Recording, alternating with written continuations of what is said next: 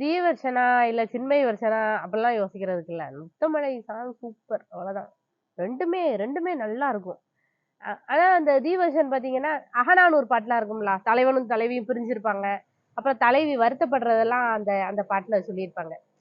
இந்த நாரைய பாக்கையில தலைவன என்னோட ஞாபகம் வருமா? வந்து கல்யாணம் முடிச்சு குடுவாரா? அப்படின்னு வருத்தத்துல இருப்பா தலைவி.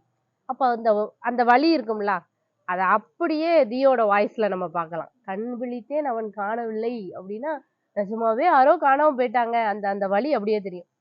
சின்மயி வெர்ஷன் வந்து அ ஆண்டாள் ஆண்டாள் நாச்சியார் திருமொழியில கனா கண்டேன் தோழின்னு சொல்லிட்டு, "வாரணம் 1000 சூழ" ஒரு கல்யாணம் நடந்தா என்னென்ன செட்டப் இருக்கும். 1000 யானை வரும். தோரணம்லாம் கட்டியிருக்கு.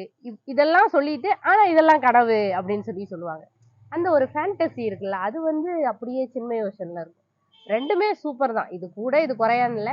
ஒண்ணு ஒரு பேத்தோ சாங் மாதிரி. அ ஒரு வலியோட வரிகளுக்கு இடையில ஒரு வலி. அந்த அத அப்படியே தன்னோட குரல்ல கொண்டு வந்திருப்பாங்க.